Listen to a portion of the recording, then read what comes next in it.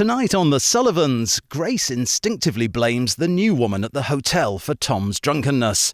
But before that, we have the Thamesmen.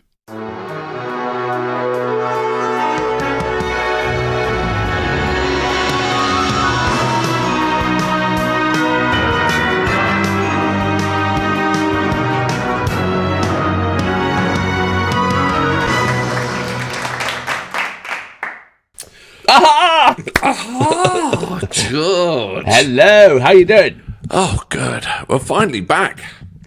we are back. Well, who knows? No one will know if we've been away, will they? You know? No one really cares. No one cares. Yeah. May I ask? Yes. About what? What may you ask? About the hat. Oh, you noticed the new hat? How could one not notice the new hat? Can you read it? Can you read what it says? I've done all the dumb things. And do you know what that reference is? You better know what reference that is. Come on. No, I don't. What is it? I should give it. Paul Kelly. Remember that song, Dumb Things? Oh. And then our friend Chris, the curator. Yeah. He went to one of their shows, I think, and he saw this hat and he bought it for me because he knows I collect hats. Oh my God, that's absolutely fantastic. I don't know why he thought of me when he read those words, but well, Chris, spot on, mate, spot on, absolutely. It's a lovely gift. One look at you, you don't really need the hat. Well, I'm just thinking, it's nice that Chris likes me more than you when you're the one who really needs the hat. I would say, wouldn't you say? I think Chris knows where the dumb things lie. I think we all know where that is, don't we? I think we all know that. Chris, thank you very much. That was very sweet of you. Hello, everyone. We're the Thamesmen, and I'm Alex, and I'm in Colorado. I'm George. I'm in Los Angeles. So, welcome to the community centre of old fogies who love absolutely decent music. And do you remember, George? Do you remember? Probably not. No, but do you remember when we did our last video? We did 3 Dogs Night, and yeah, absolutely, and also Harry Nilsson, who wrote the song, and we did one. Well, fucking fantastic, absolutely. But God Almighty, the comments blew up. As soon as we'd recorded, someone told us that John Farnham did a version, and we're like, oh crap, oh. Shit. You know what I mean? And John Farnham, we've done John Farnham before. I mean, God Almighty, if you're going to take on this song, and I haven't heard this, neither of you. And Chris has sent 2 tracks. Our curator, he sent 2 tracks. If anyone's going to take on this song, you got to have a stunning voice, and Mr. Farnham has got the stunning voice, huh? We hope so. And so what we've got is a version. This is from his 80s with his album Whispering Jack, and so this is the sort of a later version of it. And this was from a tour in the year of 87. So it was from the album Whispering Jack. We do hear that Whispering. Yeah. Fucking, I wonder why it's called Whispering Jack. Do you think Jack's like John Farnham? He's like whispering. It's like ironic because he doesn't whisper. He belts it out. Why Jack and John? Well, they both begin with J. I suppose so. Or maybe that. Or it was just like an uncle who got laryngitis. He was very quiet. Did you hear about the owl that had laryngitis? Oh God, no. Well, he couldn't give a hoot. Oh, I'm full fucking father joke. I tell you, I'm so deep in it. I'm wondrous. I tell you, page number 35 of bad dad jokes. You know, I had to get that book. It sounds excellent. Yeah, you need that. Yeah, it's the Bible. You live by it, do you know? Absolutely. Yeah. Happy Thanksgiving, by the way. Oh yeah. Well, how was your Thanksgiving? Absolutely fantastic. How was yours?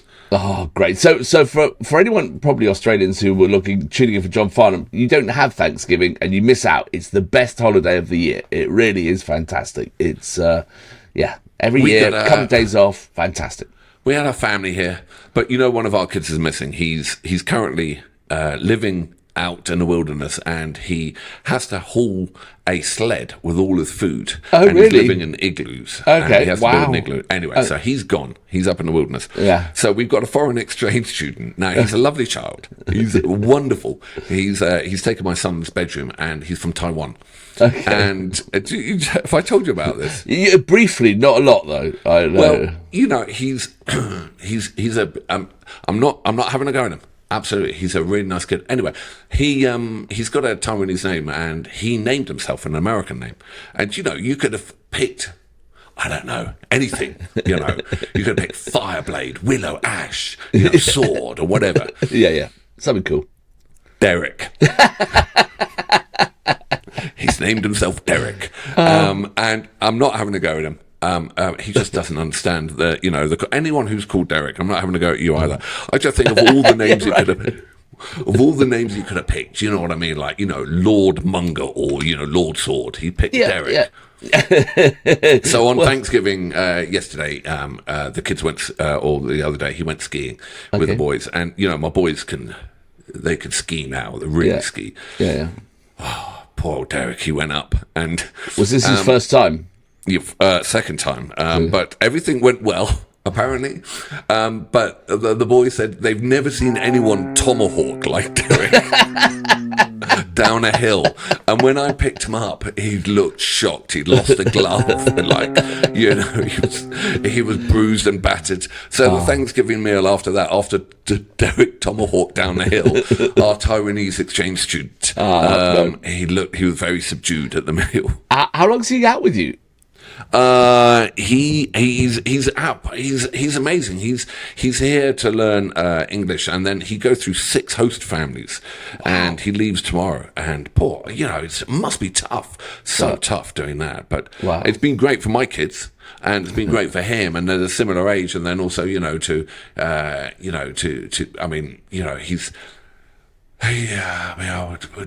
he's brilliant at math and chess.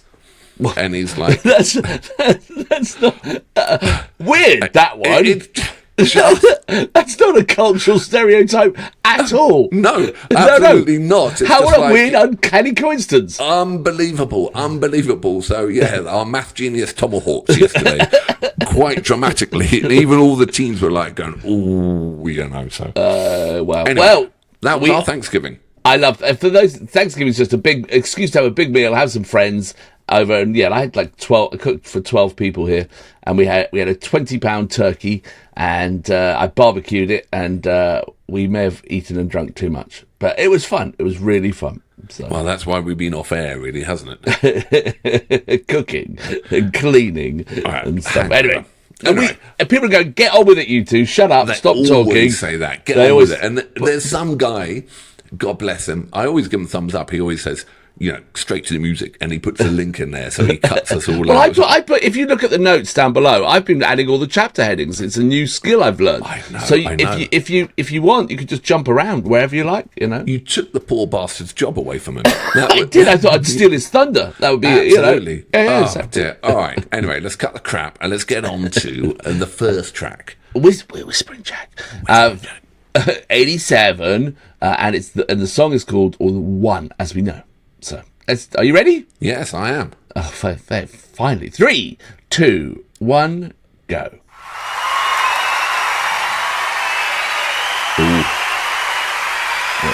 All white. This next song is a song I recorded when the drummer was 2. Peak mullet. He's only 9 now, but he was only 2 when I did this one. Hit me, Davey.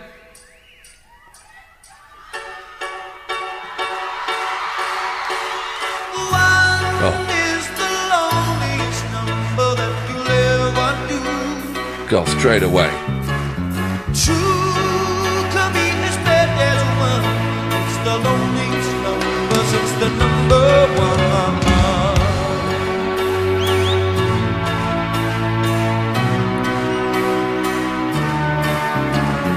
No is the saddest experience you'll ever know. Yes, it's the saddest experience you'll ever know. Yeah, 'cause 1 is the loneliest number that you'll ever do.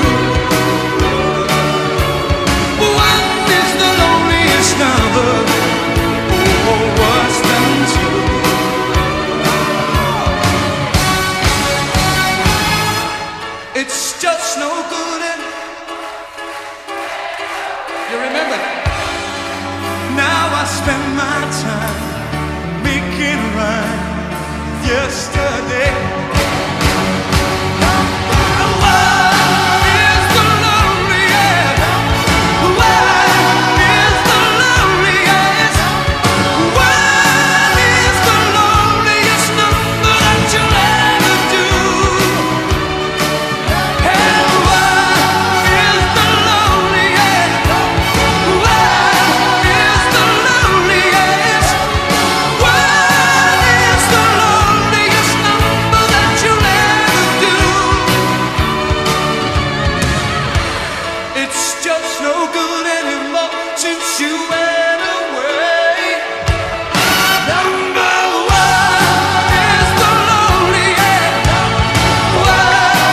Sad voice.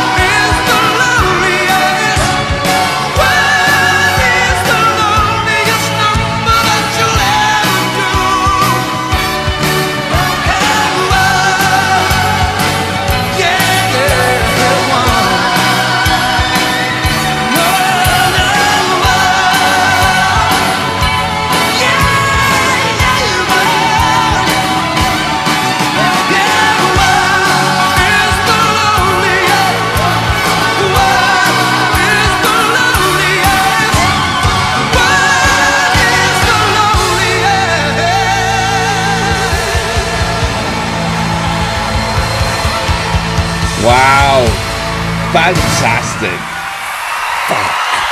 That fucking guy's range. Yeah, but it's effortless, his voice. He does it so easily, you know? It's amazing. I don't know what octave span he's got, but even the first note that he comes out, you know, I mean, it was like that song was made for, I mean, as you said, crystal clear and effortless, and he goes straight up to that high note, holds it. Yeah. And it's like, you know, he's not reaching for it. It's in there.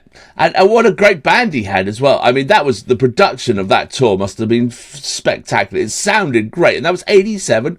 You know, I mean, they still had great technology in 87, but it just sounded great. They looked great. They were a great band. That was a fun track.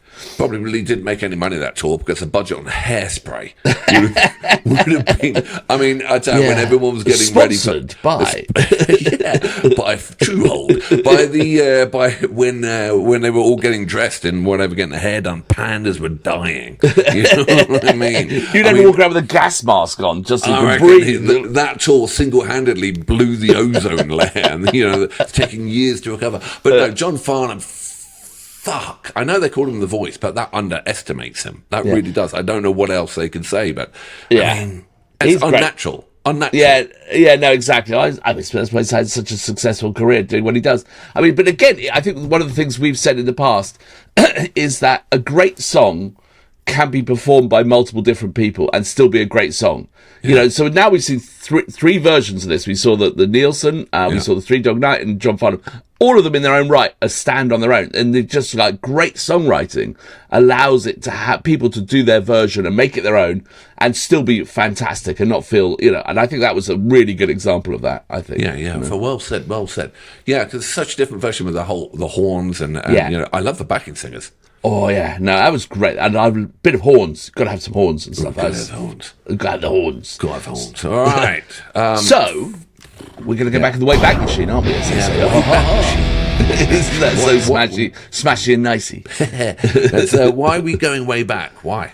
Why? Because if we wanted to compare him, this is Chris says, here he is in 1969 where he originally recorded it. And at that point he was known as Johnny Farnham and he's aged 19. And this went to number 4 in the charts at the time. So let's do it. Yeah. This is it. This is the, I mean, for anyone also want a comparable, go back and look at our last video. You'll get the original and then you'll get the cover. And now here we go. Yeah, exactly. We've done the whole history of the song 1. You know, it's like, you know, tomorrow, next week, another version. They did a Russian version we never heard of. No, we're not doing Russians. We could hopefully there's a song called 2. We could do 20 covers of that. No, let's hope not. We get to 99 Luftballon. It'll take us a while. It's the only song I can think of with numbers in it. Anyway, that was a good one. That was a good one. Yeah. Other ones are down below. Okay, all right. Are you ready? One of the covers was by 3 Dogs Band doing one. 3 Dog Night. Yeah. We're just missing 2. Okay, No. I'll think about that one. You need more time for that one. Someone's going to go, you dumbasses, it's that band. Yeah, anyway, right. Okay. Are you ready? I am. Johnny Farnham. 3, 2, 1, go. One is the loneliest number that you'll ever do. 2 can be as bad as 1. It's the loneliest number since the number 1.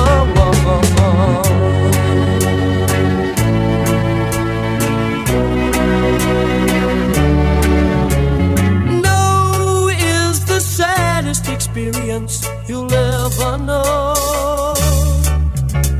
Yes, it's the saddest experience you'll ever know. Oh, 'cause 1 is the loneliest number that you'll ever do. 1 is the loneliest number, worse than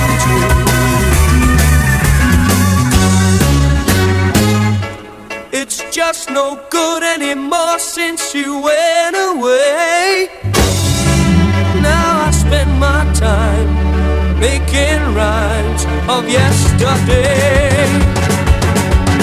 1 is the loneliest number. 1 is the loneliest number. 1 is the loneliest number that you'll ever do. 1 is the loneliest. 1 is the loneliest. 1 is the loneliest number that you'll ever do. It's just no good anymore since you went away. 1 is the loneliest. 1 is the loneliest. 1 is the loneliest number that you'll ever do. 1 is the loneliest. 1 is the loneliest. 1 is the loneliest number that you'll ever do.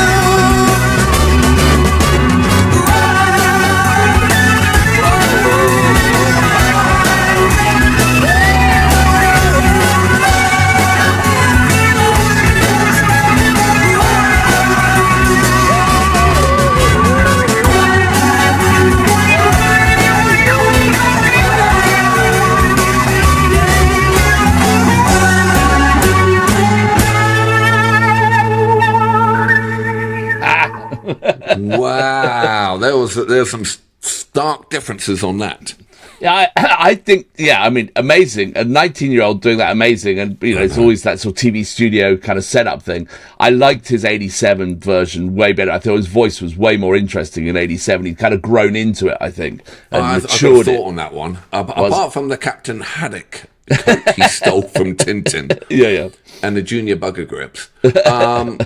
You're right. That was a period of its time, right? Where it was, good boy, singing or whatever. But he went falsetto for the high voice. And I think with the, Led Zeppelin coming through and that scream from Deep Purple, from Gillan or whatever, it allowed him not to go to the falsetto because, that would have been too raunchy. And then later on, he could use the full range from the voice, probably from the advent of rock that came through in about 70, 71, 72, where people would scream, Yeah, no, exactly. I think it was great. I mean, it's amazing, and like for a 19-year-old to have the ability to do that, fantastic. I know. The fashion, the whole way they used to record TV back then is a funny old thing, really, isn't it? I strangely enough, it's all coming back. I've just bought a jacket like that. Oh, really? Mm-hmm. And if I could grow bugger grips, I would. You can stick them on. You can get some stick-on bugger grips. Not a good look when you're in a business meeting and one falls off. Not a good look. No, it's either bugger grip or not. I saw a great little, you know how internet, YouTube TV pops things up weirdly. And I came up, a show came up which was like this guy who's dressed in like a tweed suit and a tie, talking about lost fashions and, you know, different types of suits and where they went and why they went, and like the frock coat, and, you know, like George V turned up at a party, and, you know, what all these things. And actually, the one was about spats. You know, spats? Yeah, You know, wear? So apparently everyone was wearing spats, and then there was a garden party, and George V turned up without spats on. And they said that the next day the gardeners were finding spats hidden all over the bushes in the garden, you know. It's like, and then no one ever wore them again. I think the period of time I'm going to go back to John Farnham in a minute. The period of time it would have suited me, and think about this period of time would have suited you. But for me, I think I would have looked very dandy. You know, that time when it had large ruffles? Oh, you wanted to like that? I think I got the neck and the width for that. I think I would have looked perfect. For you, George, well, 70s. I think I could do that. I could carry that off, you know. Yeah, like the bugger grips. I want the long lapels, you know, flared jeans, flared trousers. Yeah, I could do that. John Farnham, unbelievable. Out of, you know, this is going to annoy people if you don't pick John Farnham, considering it is a John Farnham video. Yeah. So maybe pick John Farnham, but let's not pander. Out of all the versions, which is your favourite? Ooh. From this video and the video before? It's a toss-up for me between the John Farnham 87 and the Harry Nilsson version, because I think they're very different songs. The Nilsson one I found very emotional, you know, because it was very stripped down. It was very basic. You know, the Three Dog Night was more sort of the pop version of it in some ways. And then I like the Farnham one because it's just a rocking good time, you know? I totally agree with you. I would like to mash two versions into one. I would have preferred the arrangement of John Farnham because it's so stripped back and emotional. But I would have liked... Nilsson, you mean? I mean, Nilsson, do apologise. Nilsson, I love the original Nilsson, but I would have liked John Farnham to have done it in that stripped down. Because then you would have had all the range on this emotional palette. That'd be interesting if we ever did a version, like an acoustic unplugged version. Yeah, it was very hard to do. Obviously he was, doing a, for a big stadium, very hard to have got that over in a stadium to do such a stripped back version. But I would have loved to have heard the nuances in his voice, because his range is so spectacular and his voice is so clear. To have that on the emotive, Nilsson original would have been amazing. Well, who knows? Someone will probably send us another version, so who knows? Maybe we'll just be number 2. Excellent. Tune in, folks, for the numbers. It's all the numbers here. Superb. John Farnham, again, absolutely blowing me away. Just when you think you've had enough of Farnham, it's just like, shit. That's why they call him The Voice. Exactly. And thank you, everyone who prompted us and sent us links, and Chris for putting it together into a little tab for us. And we're glad we had a chance to revisit. So excellent. And for those who don't know, our curator, Chris, is obviously Australian. That's why two idiotic Brits living in America have such an insight to the Australian music. I wouldn't say the word insight. I wouldn't use the word insight. Well, it's not access, to do with us. I would say access. Access. Yeah. That's why two idiot people have access to Australian music. It's not of our own doing. It's all Chris. So thank you, Chris. For those... one of our subscribers, I can't remember, he sent me an email, a video of a benefit concert for Lobby Lloyd, and I put the link in our community page for old folks, and it's got this lineup of amazing. There's Jimmy Barnes, there's Billy Thorpe, there's a whole load of people. It's a kind of handheld video recording, but it really sort of and it was for Lobby Lloyd, and he did that that track, which is amazing. So anyway, that's on our community page if anyone wants to follow the link. So was it God? The track. Yeah. Shit, that is still in the top 5 tracks we've ever covered here. Yeah, absolutely astounding. That one was absolutely brilliant. All right. Thank you. I think I should get some mahogany put in my hair. Mahogany? I'd just get a hat like this and you'd be good. Yeah. I look like you. What? I look like you? Bill and Ben, the Flower Pot Men. See you on the flip side. Yeah, see you on the flip side. Ciao. Bye.